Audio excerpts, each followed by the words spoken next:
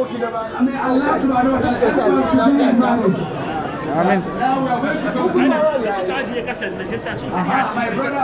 As you can see, today is Saturday the 10th of July.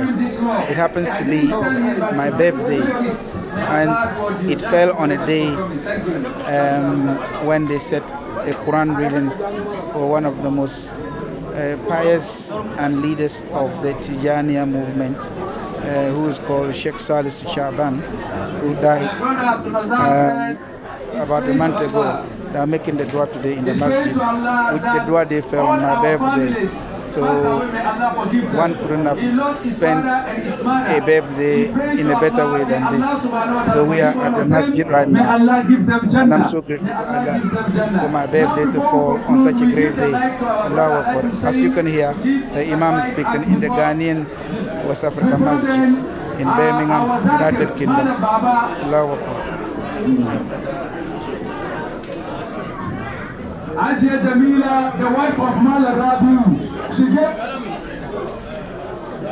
Ajia Jamila, she gave money not to the wife of Mala Rabu. Sorry, my mouth is too okro. Yona. It's Ajia Jamila says she gave money. Look, Yona. I wanted to be in the video. That's okay. Let's see. May Allah give them Jannah. If you hold it and let it show me, but don't touch the screen, record it. You have to show me. No, don't worry. To remind us our old fire. Don't worry, I'll do it myself.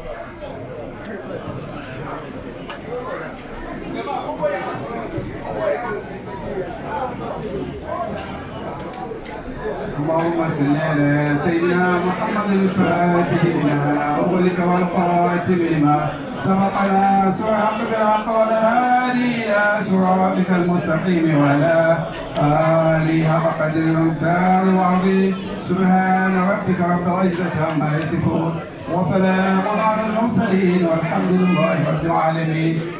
كفاني شرور الجن والإنس من نفى البغي والأصوات بالنور المصطفى كفانيها مدح الماكرين وكيدهم التفضل والباساني والجفا وعن زمني ذكر الحبيب ومدحه عليه صلاة الله ما شاء الخفا عليه صلاة الله بالقدر والحسنى وكالرمل والأوراق ما دام مختفى وكالقدر والمقدار حفظا وساحرا مدى الدهر يا من قاد لي كل ما اصطفى محمد عبد الله سيد خلقه وسلم عليه وارحمن وشارفا تجلت له ذات علية ساذجة. Let's record it, isn't it? No, it's not recording. What is it? Yes, recording. Yes, that's what I thought. وأحمله حسا ومعنى وضعفا هباه وعجلاه وضرب ساعته لهدوته العليا وأعطاه نيفا فهو أول التوحيد أول قابل تجري ذات الحق يزعزع رفرفا وأول موجود وأول قادم وأول مكروه مقيم وأول مذكور وأول ذاكر. As you can see, the good ladies of the masjid have cooked some delicious food, and as you can see, the brother by the podium is giving out the food in parcels as the blessings and barakah of the dua. One couldn't have been so proud that my birthday has fallen on this precious. The man whose funeral dua they are making, he was one of the most prominent people in the Tijaniya Islamia movement, and his name is Sheikh Salis Shaban, who died in Accra. And that's what they are doing today. The Kutuba was telling us that Sheikh Ibrahim Anyas is, I would put it, the progeny of our Prophet Muhammad, peace be upon sallallahu alaihi wasallam. And Sheikh Shaban, whose dua they are making today, was one of the boys of Sheikh Ibrahim. And also saying that if Sheikh Ibrahim, anybody who touched him was almost like you touched the Prophet. And anybody who touches Ibrahim, touches you, it's a bit like you have touched Sheikh Ibrahim.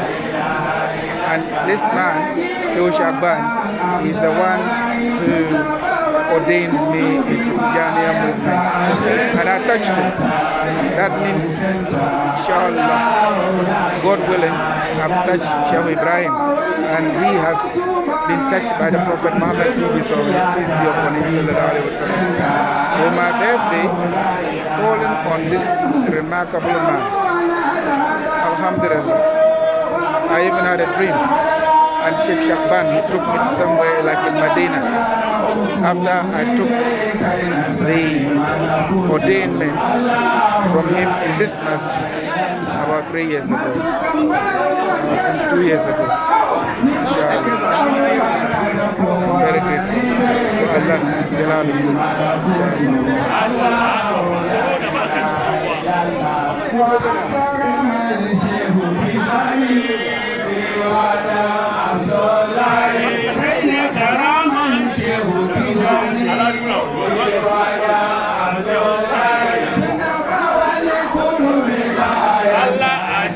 This is how my birthday was celebrated today.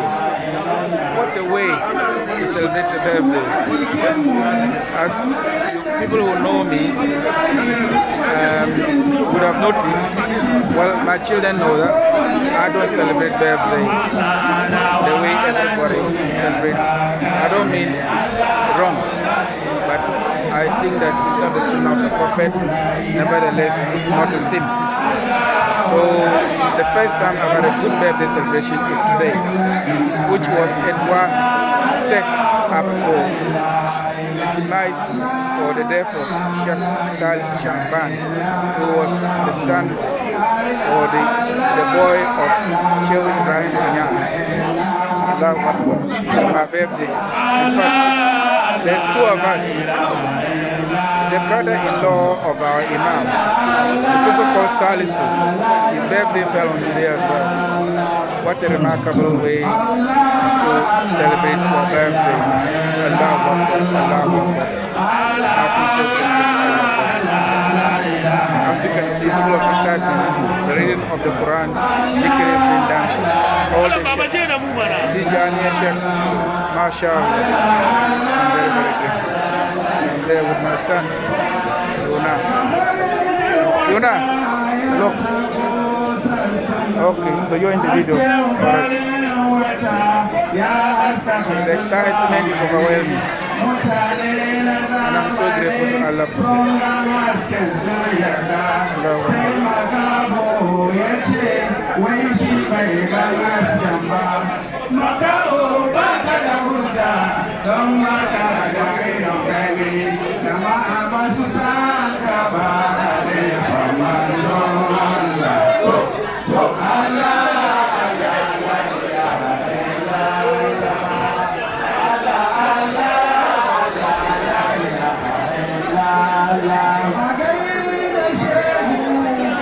You want to do some work? Give me the glass. Don't touch the screen, it's recording. So you got to stand there and face me and record it a little bit. That's it.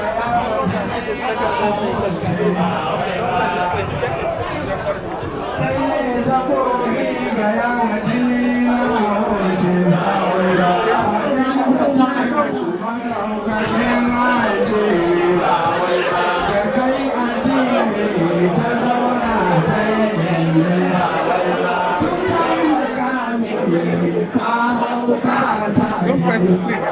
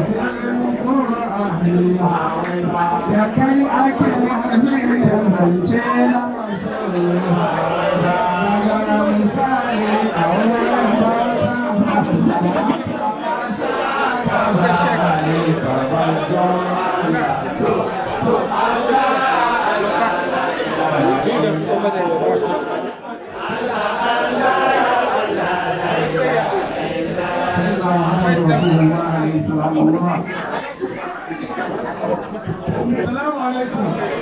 Please, everybody sit down. Ya jama'a don Allah ku zo da mu kare abin ya so kowa ya washe. Dan Allah.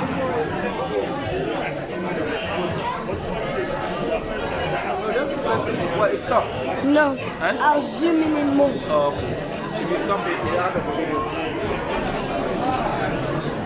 Stop it, you said. You said I should stop. Don't stop it. That's it.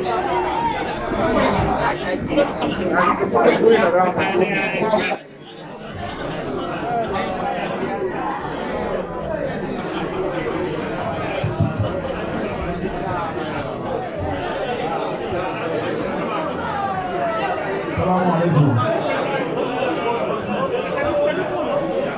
Please, can we please take our seat, please? Just 2 minutes, please. Let's listen to Alhaj here, please. This is very important. Ladies, can you please take your seat, please? Mr. Malam, Ajiasia, can you please take your seat, program. Nancy too. صلوا على النبي الكريم صلى الله عليه وسلم.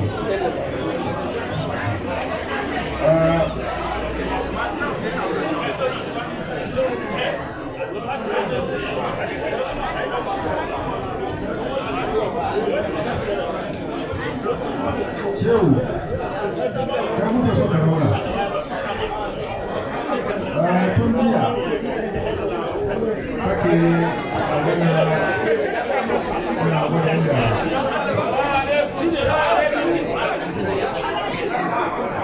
Salamu alaikum. Salamu alaikum. Malam Musa Gurba. Salamu alaikum. Don Allah ka ba ka yi kudi mun ba ka yi za ka ba ka mana kudi. Jama'a, don Allah ku yi kawaici, don Allah everybody should be quiet. Let's listen. The program is coming to an end. Please.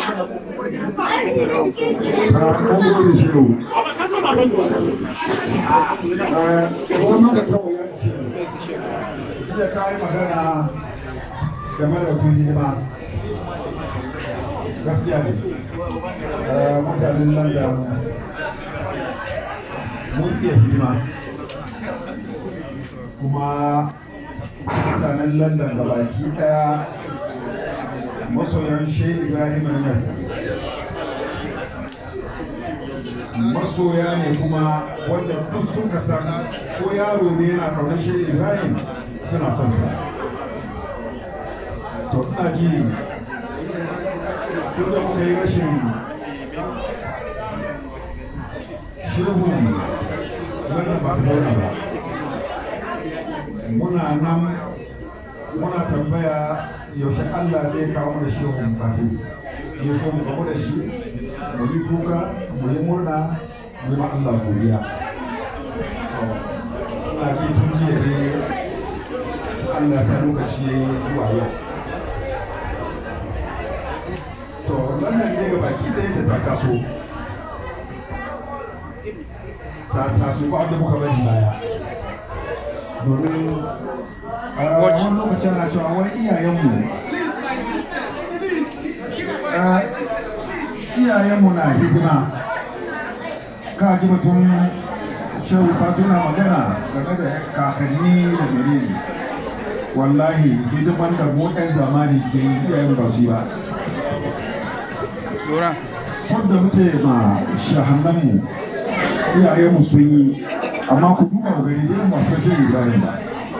Amma waɗanda ke ga ƙasar Shehu Ibrahim shi suke so. kamar yadda shi Ibrahim ya ce ina son annabi to mu ko almajiri ne kace ni da shehu Ibrahim muna son ka saboda haka nan da babban birni muna da zawiyoyi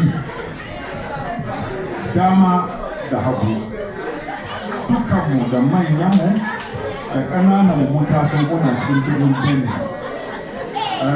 Zan so ni kaɗai ba zan tsaya fagen nan in yi magana ba. Excuse me, please, sake of Allah, shall we be quiet and listen to what is going on here, please? Iyaye saboda Allah da annabi iyayenmu mata kuke kusa da yara don Allah ku tsawata musu su yi shiru saboda mu amfana da abin da ya kawo mu anan saboda Allah da annabi Muhammad sallallahu alaihi wasallam. Allah ku yi kawaici dan Allah masu rabon abincin nan kuma ku dan ba mu minti kaɗan. Masu rabon abinci ku dan ba mu minti kaɗan saboda Allah don ina jin abin da ya kawo mu nan shine yanzu ake faɗa mana don mu ji mu yi aiki da shi dan Allah. Mun gode Allah saka da alkhairi. To alhamdulillah muna ma Allah godiya. Amirin Faila ai dai kun sani kan jirgi kenan. Banda London handa United Kingdom gabaki daya. Europe to ina tuba hai da Europe mun gode. Ba zai yi kanan tsaya in yi magana ba zan so shehu ya san ƴaƴansa abin da ya sanar ce ƴaƴansa ne shehu ubanmu ne duk mai son shehu mu in shehu mu ne mu ƴaƴa ne. Zan nemi in kira hadimai wanda muka sa gaba ya gansu wanda suka taimaka muna London muka yi ƙarfi. Zan nemi in kira wasu mutum ɗaya ko biyu ko biyar ban iya kira kowa muna da yawa ya so su taya ni in yi abin da zan yi. Mun zo ne da kanmu da ƙarfinmu da kuma abin da muke so mu yi nan gaba shi sa muka so jama'a kowa ya shiru ya ji abin da muke so. To na farko zan nemi mu na zumunta shine East zawiya mu na East in yana kusa bai fita ba ina neman chairman ya zo tsaya kusa da ni.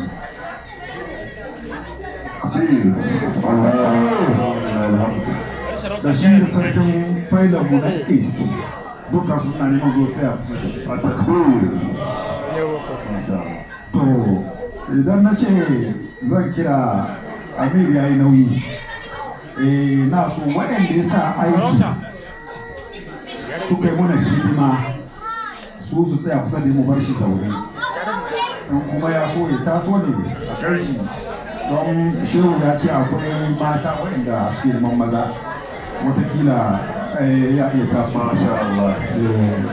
in ko ba haka ba ya yi zamansa.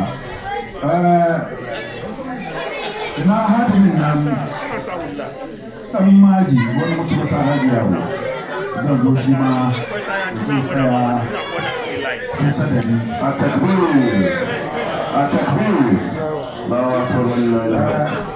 kai ba ku mamaki nan da muna tafiya ne bakin mu ɗaya ga shi na kira sarkin faila ga chairman sai nan na kira ɗan maji amma ni inji daga bakin ɗaya wani kuma kamar yadda shehu ya sani har da yiwu don ni ne vice president of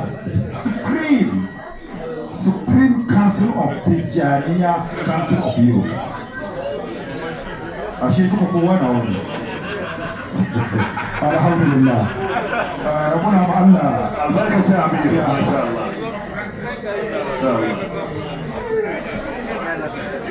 To,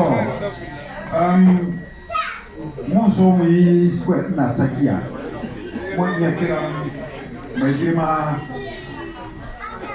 Abdul Faidi Alhaji Fa shi ma ya zo taro domin yana cikin hadimai wayanda yake suna kokartawa ko sun gaji. Masha Allah. At-takbir. At-takbir. To alhamdulillah. To muna gwada maka ne. Shehu muna gwada maka ne wato kana da sojoji da ko United Kingdom musamman ka sani kuma ka gani amma kai ka kirkiro ba Maulana Sani Shafi kirkiro mana wannan ba da ya shafe ka ke kai ka kirkiro ka ga duk abin da za a yi London baka bacci ba mu taɓa ka shiga London kai kadai ka zo ka ziyarci almajiran ka koma sai dai ka ce duk wani almajiri da ke nan garin ya biyo ka ku shigo to shi yasa ka ga duk mutanen London duba gani ba wanda ya saura baya muna ma to ba wai zuwa haka kawai ba mun gani cikin media Maulana ya rabu da mu amma ya bar aiki ya ce ga abin da yake so duka muna karantawa muna gani to kamin ka zo London da kowa na shawara kan wannan me za mu yi mun ga vice president ya yi ga chief imam ya yi ga jama'a kowa na yi to haka mu muka yi wannan shawara to amma duk da haka mun zo musamman bari fara daga hannun dama mu na north da za su zo sun zo ma mutanen Birmingham da Dukunu in ji mutanen Ankara wai Kenke da Fano wai Uncle John ana siya a gida har Ghana wallahi kuma akai mutumin Ghana sai shi da Fano na ci suka ce ba za mu shiga Birmingham shi irin kayayyakinmu da muke da shi nan London sun shigo da shi kuma mun ga ba riƙewa aka yi ba an azami jama'a suna kamar za a kai lefe na amarya saboda shi ban ce yana da yawa ba amma na gani ne kamar lefe da aka yi haka na ga ana shiga da shi bayan wannan shi suka ce za su gama da envelope suna da aiki da yawa amma za su gama da envelope sun sa kuɗi cikin fan 200 domin sun san ga wuta za su zauna ciki ga abinci morigai na nan amma dole ne su kuma su zo ba su zo su ci ba su ma su kawo to ina ji abinda north zawiya suka hada kenan su zo da shi Birmingham to wai ana gara ana tunda uwa wallahi idan ana neman zarumai masu hidima kadda in kai north a shi a koma east wallahi east tana ɗaya daga cikin number one ana kokari east ban gan wanda ba mai hidima ba ne abinda sa na ce haka ba yawa gare su ba amma abinda za su yi zai baka mamaki to su mitin da aka yi suka ce a'a kada abincin na tun da north sun kawo abinci su sun kawo kuɗi fan 300 takbir in ma nan zai gaba kuɗin nan ne a ba a sai ruwa a yi menene mu dai ga abin da muka kawo malam dan shi za a iya ɗauka cewa da kayan da 'yan north su kawo da kuɗi da menene duka na London ne sa'annan project idan na manta da wani shaman sai a tuna mini ko sarki project da aka ɗauko mu gani cikin media za a gina kan wurin rauda na malam za a gina masallaci za a gina school mutanen London sun ce ga baki ɗaya zawuyoyin da east da north kowa zai separate ya hada abin da zai hada ga abin da north su kawo cikin wannan aiki east za su hada mu ma ga abin da kawo cikin wannan aiki su kawo su ajiye wurin shugaban mu shehun mu ya je ya present ya ba mu Allahu Akbar. To bayan haka da yawa ina ji ko ba su san kama akwai wannan aiki ba ko sun sani akwai mutanen Scotland akwai mutanen Leicester akwai mutanen karkara Manchester da sauransu dai na da yawa sun zo ba su da zawiya ina ji suna nan kaga da yawa ba zawiya gare su ba idan kana son ka yi hidima ka yi haske mun gani wallahi shekarar mu 40 da duwa a Ingila ba mu taba wahala ba ba mu taba wahala ba shan Ibrahim Niyas domin ko ina muna tafiya shahannai sallallahu alaihi wasallam mun gani saboda shi jama'a wanda ya san ko ba kuɗi a jihunka muna da manyan muna fito ka pledge wani abu ka pledge ka ce ni na fito Liverpool ko Wester ko ina ne ga abin da zan bayar fan 500 sun saka cikin video fan 100 to just stand up ko fan 200 kaka fita nan ka ba da sunanka kuma kaka damu ka ce kaɗan ne ka nemi kai haske kwatar ka biya idan ka ba da wannan kuɗi in kana neman takarda ne an ce ne akwai mata kana neman aure ne kana neman aiki ne she ba ka samu bara maulidi ya kai ka zo ka tsare ni wallahi kuma wanda ke da shi ya hana ya rike ya gani mun kai maulidi ne ce da na sani na bayar kakka yi wasa je ka rubuta sunanka ga abin da na bayar cikin projektin nan da ake yi Ghana ba na masallacin nan ba fa ga abin da na bayar ka gani in kuma bukatar ka biya ka zo wurin malam kamar yadda wani suka yi bukatar su ya biya wani suna ce ku je ka auri turawa wani suna ce ku je ku yi kaza muna gani duk muna ji to dukkan wannan wasu harkoki ne na waliyai jama'a kaka tashi nan tunda baka da zawiya amma kai ɗan London ne kana da zawiya to insha Allah ka yi shiri daga fan 100 zuwa fan 200 ka iya ka gama sunanka kuma na ciki za a ajiye nan mutanen Ghana kuma za su gani kamar yadda vice president ya je yi bayan an aiko kasar gurin Ghana ta bayar shi mace nima ganawa na kuma shakaran jiya ya ce ya cire wani aiki shi yake so ne to jama'a kakka yi daga zauna garin nan kana wahala wannan neman takarda ko wannan neman kuɗi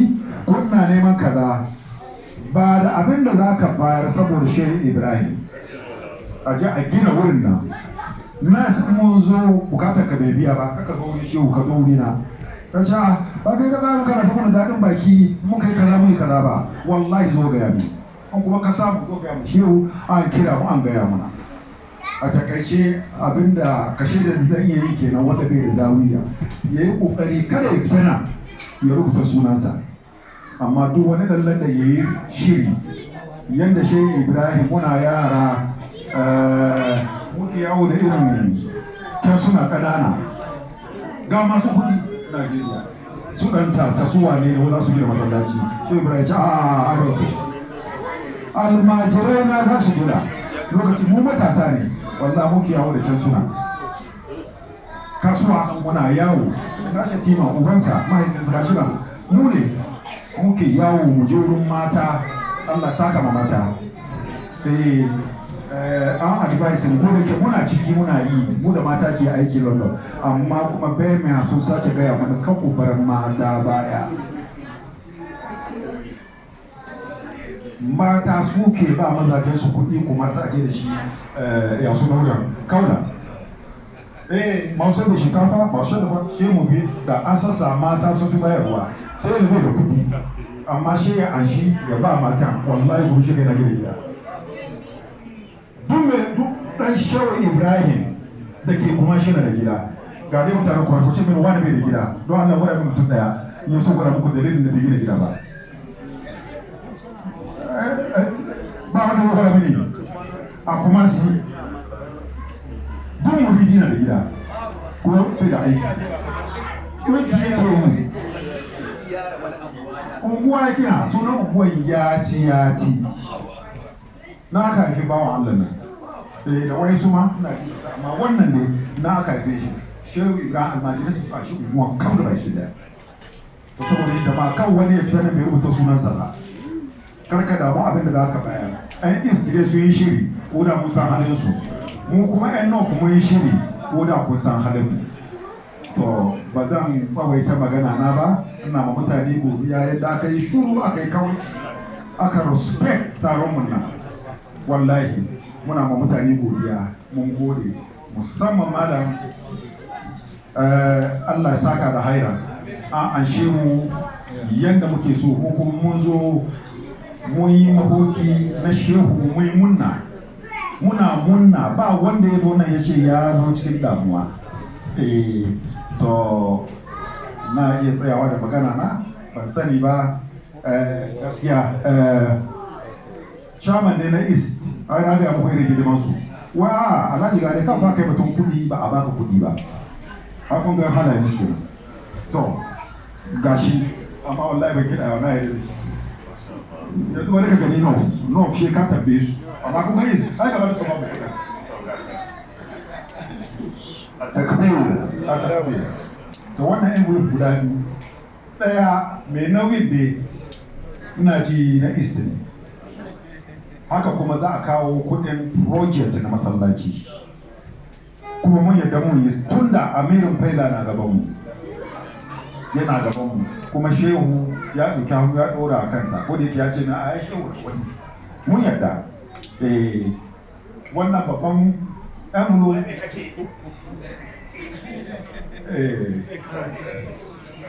gashi mun gode wallahi duk zuwa ka kaula idan shehu fatu bai dora ma hannu ba duk hannu da suka dora maka hannu da saura na rantsi da darajar Allah kana so ja da ni gaya maka ina da magana ka sai zo kusa da kai masha Allah Allah ya raba ka da mai zamani. Before our father sits down, we want to quickly summarize what he is doing. After the passing of our father, Sheikh Salih Shaban, there were projects going on in his honor. There is a project of Masjid and Madrasa back home in Ghana. The Vice President of the Republic, the Chief Imam, have all donated. They are looking forward to the people of London. Those who are in groups in London have pledged to raise funds in that regard. But those of us who are outside and without any group, this is your time to donate to this project. And he makes some beautiful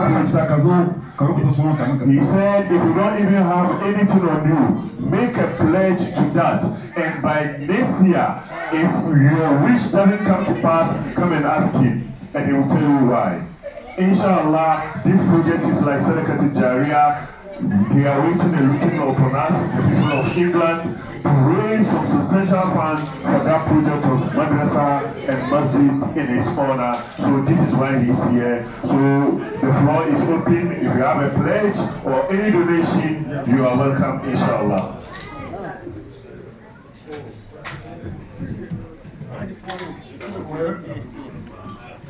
Alhamdulillah. MashaAllah. Anybody who had a pledge, you can see me. If you have cash, one day see me. But with your niyyah, inshallah. Muna son kunun ku farko domin kunun ku ya fi albarka. Wanda ya shiri ba kuɗi a jihun shi ya zo a rubuta sunansa. Wanda ke da kuɗi ya zo ya bayar a orientation by this regard. Kada wani ya zauna. Feel your wish. Ku taso. MashaAllah. Ina matan ne? An ce wajen ma akwai mata da yake suna neman mata duk ne ba mu ga kuɗin da za su bayar ba. Ku fito kuma da kuɗi ku gani Allah ya ba ku maza ba.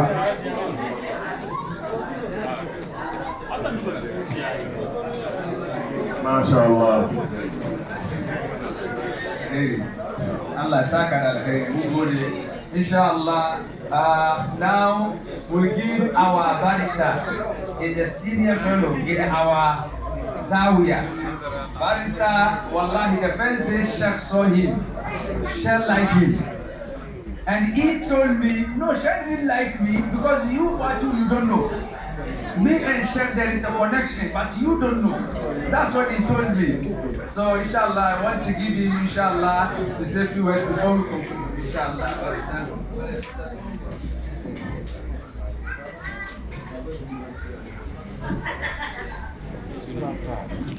MashaAllah, we are still waiting for your donations for the project, inshallah. Yeah,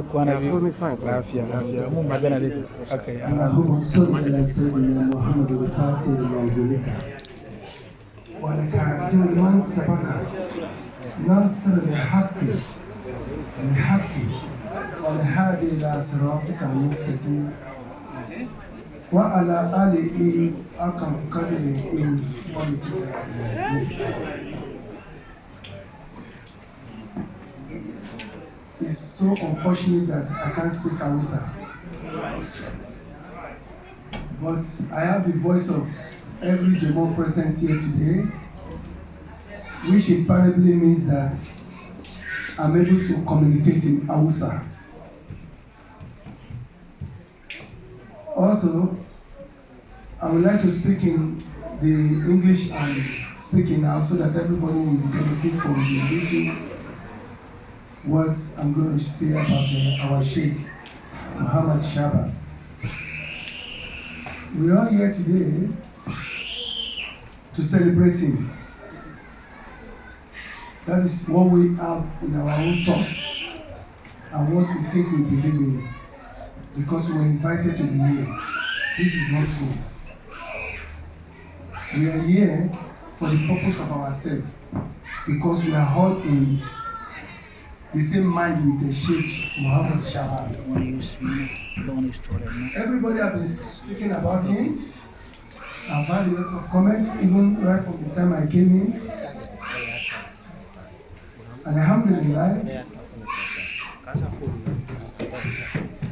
especially when Sheikh Fatih said a few words in as a continuation of what he said yesterday, for the benefit of those who doesn't understand Hausas. That's just the summary. We had how he was born, how he moved from Ghana in 1950 or so, because I could remember that one 50. And he went to Senegal to study more with our Sheikh Ibrahim Niyas. That takes from 1950 to 1960. I think I'm right? Yes. Alhamdulillah. When he was saying it, I was expecting him to say something, a very massive gap in between the years. I'm expecting something in the range of maybe 30 years apart from 1950. But when he saw, he said 1960, and I knew there's something wrong there. Well, like there's something wrong there. That is the one he knows. That is where he's able to know about his dad. Let's consider after 1960 what happened. He hasn't mentioned it. Today will not be enough for him to say it. The period he has for him to summarize what he said is not enough. I always say this, and I will continue to say this, and I will forever be saying it. Until, because every day I tell my wife, the death is coming. She's always afraid. I'm not going to be afraid of death. One life. Those who knows me apart from it can testify. If you are moving, if you are in Torika, you don't think about death. From whatever age you are. Once you have this testing, so you are not complete. Why are you scared of it? And death itself is from one place to another. Have you thought of yourself sitting down? Think we are all here now. You think back home. How your flat, how your house is being arranged in your mind as you sit down now. And then I've been thinking about where will you be when the death comes. You are not going anywhere. It's moving from one place, except you don't know how to handle this testing. Our father, Muhammad Sheikh Shaba. Wallahi. Everybody here that present here today, if you are not a follower of Sheikh Ibrahim Niyas, I will tell you, it's not a mandatory thing for you to follow Sheikh Ibrahim Niasse. But think about it. Whether you are not in the Jama of Tijaniya or Torika, why do we have the picture of Sheikh Ibrahim Niasse even in the house of those who doesn't know who is Sheikh Ibrahim Niasse? Why do we have the picture? During the period of Muhammad Rasulullah sallallahu alaihi wasallam, we don't have camera. Even let's think about 20 years back, how many model make of camera and phone that has been designed? Right? But when I was young in Nigeria, I used to see some people putting the sticker of Ibrahim. Oh my God, who is this? He doesn't know. He said, well, that is the symbol of who we follow. That is what he told me then. Then I've never even thought I'm going to be Torika. Until today, that picture is still everywhere. And you see people say, put it in the house, put it there. House burning is going to jump the house, if you not burn the house. And it's happening like that. And that is something that has been ordained by Allah. It's not anybody. So, in Birmingham, Papa was here last time. We all came to Sheikh's house to just say bye-bye. Do you ever know that that's the last time we're going to see him? Nobody knows. And we were in Sheikh Fatih's house. And I told Fatih the same thing he said. And I will continue to say it. Baba is here, where we are now. But if you believe it, you don't believe it, forget about it. The barakah, the prayer is doing for, he still continue to do it for us. Because why? We don't know Muhammad Rasulullah. None of us know Ibrahim Niasse, the picture of whom I've told you, spread all over. It is not it's not him that we worship. But that picture is already a blessing. Many pictures of Jesus Christ is all over. People say it's a fake Jesus picture. But we've got a picture of somebody whom we know that knows the Islam. Let's start from that basis. And somebody who have told us what Islam is. How do you purify your heart? How do you make it happening? It is through this Sheikh Ibrahim Niasse. Okay, our brother and our Sheikh Fatih said he went there to study. He has already learned Quran. Wallahi, Sheikh Fatih, I challenge you. It's not Quran he learned in Accra. It's not Quran. Okay, we study English from what year? We study mathematics from what year? How old were you when you study maths? How old are you, Abdullah? When you study English, pronouns, noun, preposition, are you using that now to communicate in English? But we are speaking English. Why are we not removing pronouns from it and now? I said this is English. No. The continuation of Quran begins when they traveled to sea. When he went to Senegal. Because the surface of it is first knowledge. Knowledge will go upon knowledge and will keep growing. And like that. You want to tell me, Sheikh Fatih, the knowledge of Islam you have when you were 18 years. When Papa finished Quran, is it the one you have now? Are you not learning more? Even today, every one of us have learned more. Now we have somebody who is a replica, not the son, not the children of Ibrahim Niasse we are talking about. They are very far away from what we are talking about now. Wallahi. We the Nigeria, we the Ghana, we don't know what we have lost. But what we lost is not totally lost. It's something that lives inside something and continue to live in that something. And it will live in that something till the dunya will perish. This is the fact. Okay. No, I'm coming there. Torika, we are going to Ghanaian. Some people doesn't know the basis of this thing. You hear some word out. Look at our sheikh. Before the thing come in, later, he are talking Nuru Mutalizomi. That alone, that phrase, you ask yourself, what is the meaning? From your own light is what?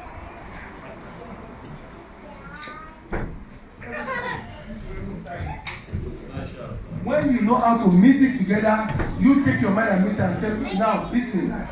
The Bismillah, it starts. Our father was here in Birmingham, and Alhamdulillah, we are able to see somebody who is Sheikh Ibrahim Niyas, which is our father, Muhammad Shala. Now, we've just lost somebody who came up from the light of Ibrahim Niyas, which is our dad. Alhamdulillah for everything. I am so proud and I'm so happy to have the privilege, because the privilege which will never be thrown away, to meet our Sheikh Muhammad Shaba. Because those people who were there when I was talking that day with him, he touched my head. His son came to me and asked me, and I told him that he does not know the value of what he got. This is true. Because sweat is not produced by anybody. You start doing exercise when there's winter. Sweat might not come. But that day was winter. People were there can testify. When I speak finish on that day, Baba touched my head like this. Lost my hand. Everything, sweat. Sweat from nowhere. This is a testimony. And I refuse to do one thing. In my life, I will never doubt whoever that has been called Sheikh. I don't want to know who you are. Once you have been identified as a Sheikh, it is not you who identify yourself. It is that thing in you that prove you to be a Sheikh. Some Sheikh are Sheikh. We call them Sheikh. Yeah? Prove it. That is what I've just told the Sheikh has just proved it. Before he changed from one position to another. Our Sheikh is not dead.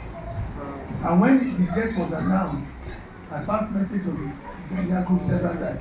Those people who understand it, understand it. Those who do not understand, will not understand. But if you want to know about all my voice message that time, go and ask those who understand, they will tell you. Because I know, deep down me, that I have doubted Sheikh. I've doubted them in the past. When I'm just growing up in Torika, when my own Khalifa tells me, and all of us sitting down, his name is Khalifa Rafiu Mati. That was the Sheikh that gave me the hand of Torika. And he said, when you do secret, you do wasifa, you know the meaning of La ilaha illallah, La ilaha illallah. You know it very well. You will never lack money. You will never lack success. You will never lack anything. Whatever you want, it's going to be just like this. But you always want to see it happening straight away. No. But if you want to see it happening straight away, you doubt the competent in you and say that, well, where is you, Allah? I'm doubting you. You say it. You see what will happen. If this tells me you really you are doing the Torika. And this is one of the things I have met with our Sheikh Muhammad Shaba face to face. In another aspect, not in the real life. Which I've always communicated with our Sheikh Fatih. To cut it short. After our Sheikh prayed for us, said you will never lack money, you can't say this. Because my age then was Small. Since that day, I know as I've moved and progressed into another level on this story. I have like 14 naira in my pocket then. I said, she said, you never lack money. Okay. This is another testimony I'm telling you. I used 10 naira bread. The remaining ewa agoni. This agoni, they used to sell it in Nigeria. I bought it. The remaining small change. Okay, I'll use this small change, buy Coke. I put Coke on top early in the morning. Because after whatever, the prayer said, how can this man be saying you will never lack money? Okay, I will spend the remaining 40 pounds in my pocket. Let's see what will happen. Wallahi, I spent everything. Not even one kobo in Nigeria money remaining. I went inside the flat and sleeping. My brother has gone to work because I'm occupying that flat to keep it for my brother in Jos. Because he traveled here to work. I'm still preparing to do my GCE. School starts then. This is a long time. And probably I'm waiting for my JAMB result to come out before entering university. Then I went to sleep. I just had back, knock on my door. Who is knocking my door? I'm not expecting anybody. It was my brother working in MPA. He came last time here. My brother came last time. I said, Siraj, I just said, let me just park. I was driving to Alaka to climb the bridge to Lagos, straight to Nigerian Port Authority. You alright? I said, yes. Guess how much he counted? 100 naira. 100 from 40 that I spent, I counted. It was the night when the sheikh started again to pray. I said, I was. Then I started realizing who I am. So, I will summarize and I will end my discussion. Because if you leave me from now to talk about Sheikh Muhammad Shaban, the time will not be enough, sincerely. The only thing is that, please, know who you are, identify what you are. I know where you were before. Where are you now? Who are you missing your mind with? Is it the mind of Muhammad Rasulullah? How do you get the mind of Rasulullah? Please, think about that. Assalamu alaikum wa rahmatullahi wa La ilaha illallah, la ilaha illallah.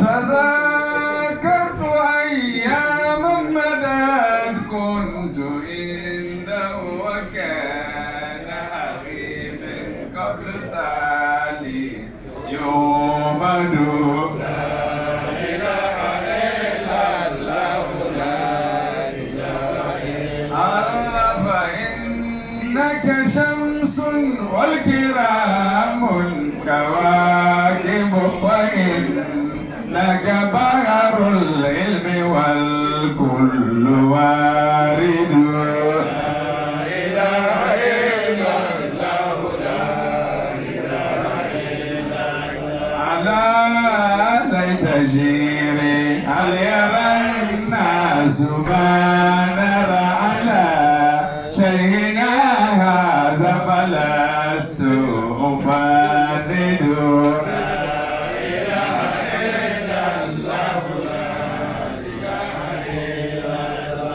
Alhamdulillah, wassalatu wassalam ala Rasulullah, Sayyidina Muhammad sallallahu alayhi wa sallam, wa man tabi'ahu bi ihsanin ila yawmiddin.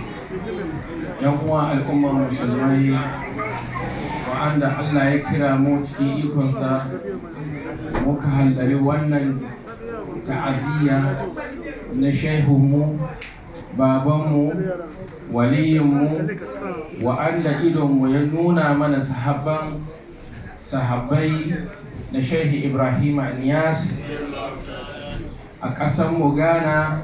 Mun rasa mutane biyu, Shehi Abdullahi Mai Kano da Shehu Salisu Shaban.